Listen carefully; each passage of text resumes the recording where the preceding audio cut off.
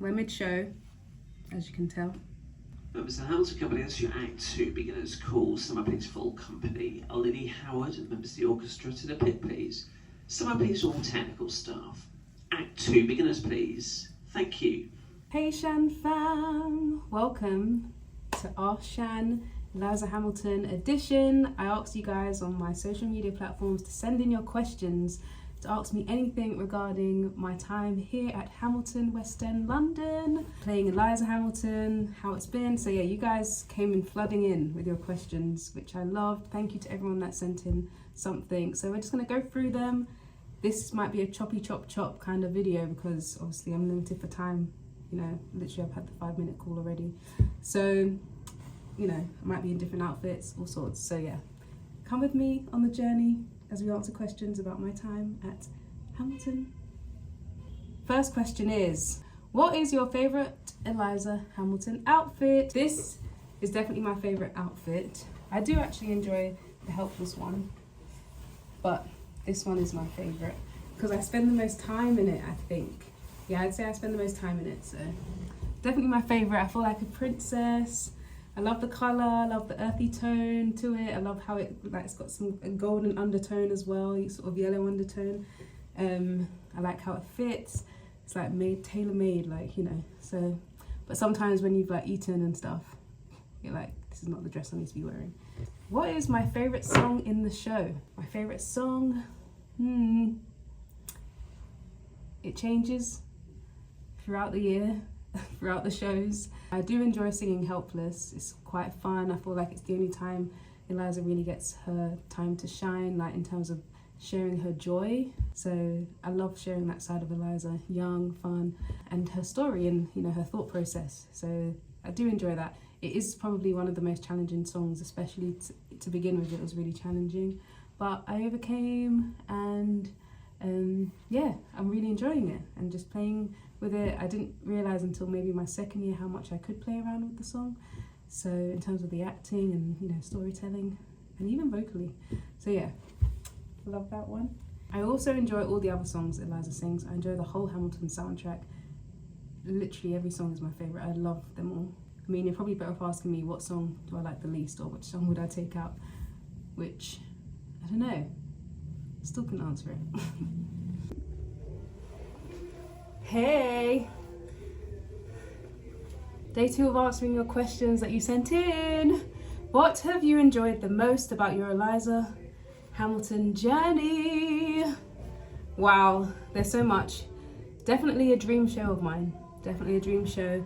I have learnt so much about my voice, so much more about portraying a character on stage every day, so much more about my body and how it handles an 8-show week and what's best for it and what doesn't work. So much about being a woman and handling hard issues and topics. So much about self-care and, you know, how that helps. And the more you pour into yourself, the more you can outpour to others and the more I can outpour on stage. I've enjoyed a lot of, you know, just the magnitude of your love that everyone, you know, gives, and from online to when they're watching the show, to meeting people at the stage door, to a beautiful company in this position. So yeah, there is so much that I've enjoyed about Hamilton and playing Eliza. It feels like another level, a step up for sure, to where I was, not necessarily the character in terms of Les Mis, but where I was in my experience in theatre. This is another level that's taken me up a notch, I feel, in terms of my experience and what I am comfortable now to give on stage. I've enjoyed growing in my confidence on stage, so that's been great. Currently you can hear the show going on in the background. Have I ever had a mishap with the burning paper, like not catching fire or burning my hand? So I have had a few instances where I like light it on the candle and then I put it down and it's like, oh, it's going out, it's going out. You just have to keep going. I just don't even think about it. Everyone knows, imagine it's burning, you know, so I don't overthink it too much. But the first time I was like, oh, gutted. But each time it does happen, which has been a handful of times, I don't feel like, you know, too bad about it. I just keep going, but you know, it's all good. I remember during the show, I was singing Burn, and literally I lit the fire, and I was like, hold the tuba, and it was going, bow, bow, bow. It was the alarm went off, and then Joe, our stage manager, came on stage. She was like, Shan, exit. And I was like, and then the lights came up and everyone was like, and then when everything was clear, I had to do the whole song again.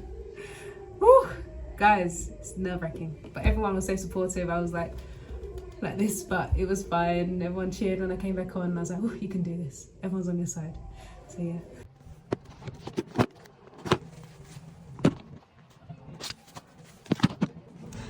Guys, we're back. Another Ask Shan. What's my favourite bit in the show? Whew. Oh my gosh. I really do love Thomas Jefferson's rap. This is going, let's get this out. Oh, and then when they will come in, oh, love that. Also love the King's part, so funny. And also love when the Skylar Sisters first appear. It's just so magical in Skylar Sisters song, when they all come in, just all like appear, and it's so beautiful. I love My Shot. Oh my gosh, what a tune. What an incredible, powerful way to start the show and stuff. And then Yorktown, everything. I love it all, guys, I love it all. Is it required to have our ears pierced? So I think if you don't have your ears pierced, they can have clip-ons for you. But yes, most of us have our ears pierced. Favorite memory on stage? My favorite memory on stage would be all the laughter that you guys will not see in the audience, but all the little things that we have, you know, the laughter, the jokes we all have together, brings so much joy, and just keeps us going throughout the week, even if you're feeling tired, if stuff's going on outside, and the laughs and the support that you have amongst each other is really priceless. I love it. I live for it. Another favorite memory is like when everyone just comes together. So for example, in My Shot, and everyone's like, yeah, woo, woo, woo. Like everyone's just, the energies is together, you know? We're all on one accord. So that's also my favorite. What has Eliza taught me? I'd say she's taught me about strength. She's taught me about forgiveness. She has taught me about being maternal and that gentle spirit, that kindness.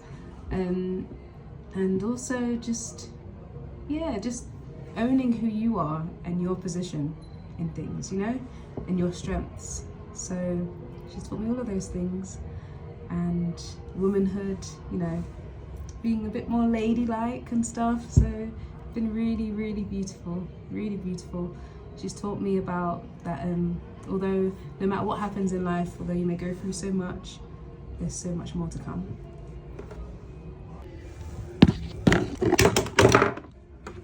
Any tips for warm-ups for Eliza's repertoire? God bless you. God bless you too, Marie. Yes, tips for warming up. Obviously, Eliza has a wide range in the show. She goes as high as is it E5 or F5? One of those, or D, F or D, one of those. But yeah, she's up there. And she also does use her lower register. Can't talk. Register. She uses her lower register in like That Would Be Enough and different things. So what we do know is that Eliza is using all of her voice, so it's wise to warm up the whole range of her voice. I do tend to use my Ravebox straw sometimes, mainly like if I have been on holiday or on a Monday and I need like just a real vocal warm up. You can find out more about these SOVT straws. There are different companies, but this one I got from Ravebox. Orange, shout out to you. And also the vocal coach that we have here, Claire Underwood, thank you so much. You know, for showing me how to use this and get the best out of it. I also use, like every day, my vocal tube, and it's a thicker straw, and it's a lot more therapeutic, a lot more massaging on the vocal. And I dip it in my water bottle. Don't have my water bottle now, but water bottle, and then you fill up your water bottle like halfway, and depending on the pressure that you want to put on your voice, and you know, there's a whole technique to it, but I do warm up with a straw as well as singing out, and just doing normal scales, arpeggios, lip trills, and a physical warm up as well is important. And it's important that you drink lots of water before, because it takes a couple hours for your hydration to hit your vocal cords, so you need to drink water throughout the day, and enough water, and also have a good, you know, workout regimen, whether it's just stretching, whatever type it is, you know, get the body moving so that the voice is warmed up and the body is ready. Warm-ups online, Cheryl Porter, she's great, I love her warm-ups, and just normal, you know, scales, great, you know, and your Bella Sonoras. What am I doing next, guys? That's a big question. You know, I'll always keep you in the loop. I will always keep you in the loop, so don't you worry. I'm always striving for great things, so I'm praying that the next thing that I share with you guys is going to be amazing, and I can't wait to share that with you whenever that happens. But yeah, stay tuned. You know I've got you.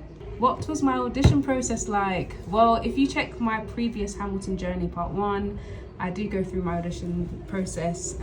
But yeah, I did audition for this role previously, and I got a no, so I went through that season, and then I auditioned again after COVID times. And yeah, because they knew what I could do already, and obviously it wasn't the right time, they said come in and sing Eliza's material. So I sang it, filmed it, and it took some weeks, and they got back to me, and I was in. But yeah, check out that video for sure.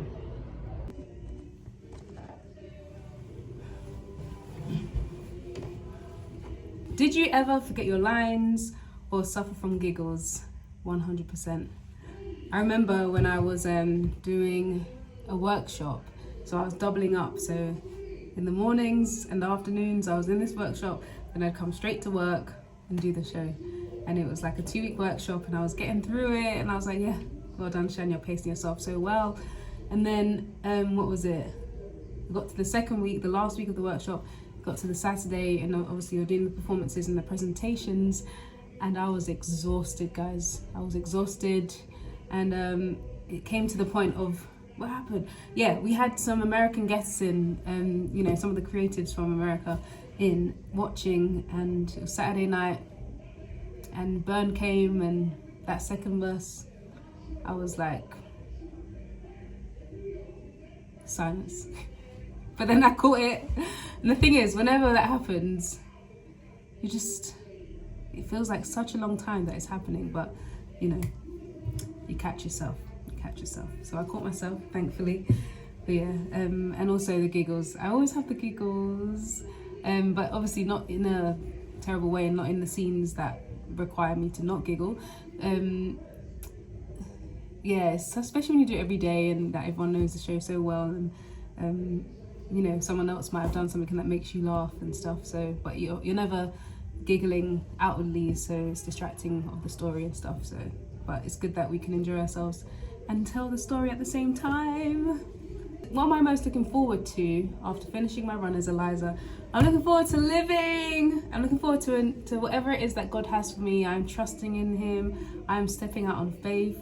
I'm looking forward to living and experiencing, and just, yeah, putting out new music. New music's coming, guys.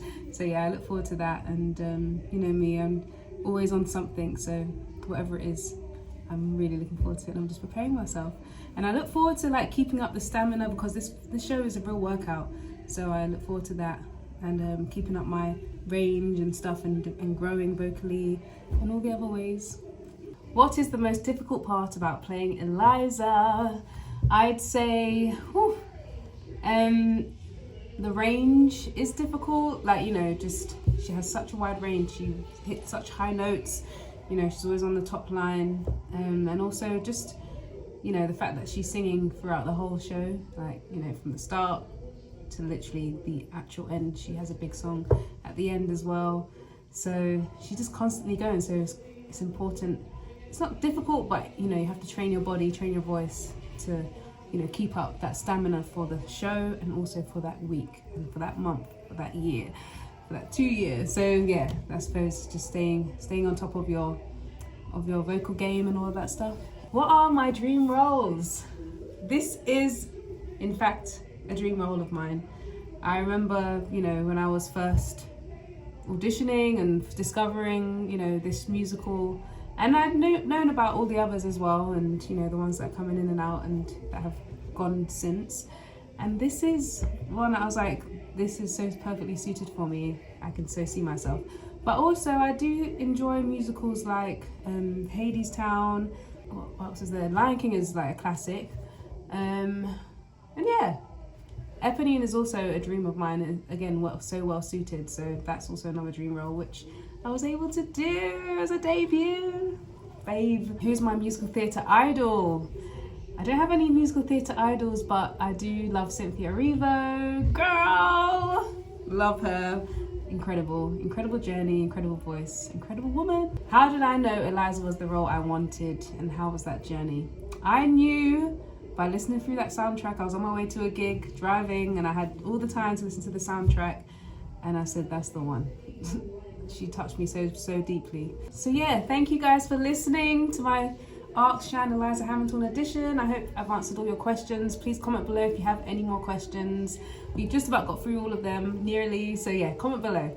Mwah. Thank you guys. Thank you for being on my journey with me, and I'll see you in the next one.